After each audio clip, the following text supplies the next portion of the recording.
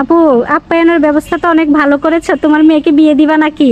অবশ্যই, মেয়ে যাতে আছে, বিয়ে তো দিতেই হবে। ভালোই হয়েছে, নোয়াখালীর বিয়ে খাবো। নোয়াখালীর মানুষ নাকি অনেক অতিথি পরায়ণ। তো দেখবো বিয়েতে আসলে কি কি অতিথিয়তা করো। আচ্ছা, যাই হোক, এদিকে হচ্ছে আমরা দুষ্টামি করতেছিলাম। আমরা এখন চা খাবো। আমরা হচ্ছে ক্লাসের ফাঁকে ফাঁকে হচ্ছে চা খাই।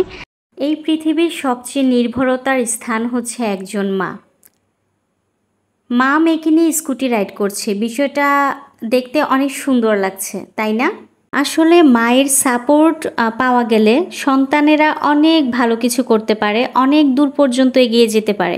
একজন মাই হতে পারে সন্তানের সবচেয়ে ভালো বন্ধু, এবং একজন মা যখন সন্তানের সবচেয়ে ভালো বন্ধু হয়ে যায়, তখন সন্তানেরা হচ্ছে তাদের ভালো লাগা খারাপ লাগা সব কিছু নির্দ্বিধায় তার মায়ের সাথে শেয়ার করতে পারে।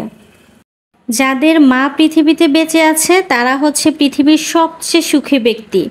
আজকে এমন একজন মায়ের গল্প আপনাদের সাথে শেয়ার করব, যিনি বেশ কিছুদিন যাবৎ আমার কাছে স্কুটি প্রশিক্ষণ নিচ্ছে।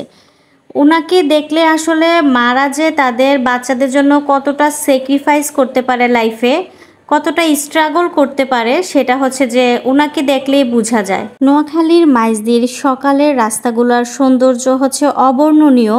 তখনকার পরিবেশ প্রকৃতি সব কিছু মিলিয়ে এত ভালো লাগে রাইড করতে এই মাইজদির রাস্তাগুলোতে। বিশেষ করে শিল্পকলার আশেপাশের রাস্তাগুলোতে রাইড করতে আমার কাছে খুবই ভালো লাগে। নোয়াখালীতে যারা হচ্ছে স্কুটি প্রশিক্ষণ নিতে চাচ্ছেন, অনেকেই হচ্ছে যে জানেন না যে মাইজদি শিল্পকলা একাডেমিতে স্কুটি প্রশিক্ষণ দেওয়া হয়। তো আপনারা যারা এই ব্লগটি দেখবেন, আশা করি সবাই যোগাযোগ করে আপনাদের স্বপ্ন পূরণ করতে চলে আসবেন। তো সবার জন্য অনেক অনেক শুভকামনা রইল। আপনারা সব দ্বিধা দ্বন্দ্ব কাটিয়ে নির্দ্বিধায় আমার কাছে চলে আসতে পারেন স্কুটি প্রশিক্ষণ নেওয়ার জন্য।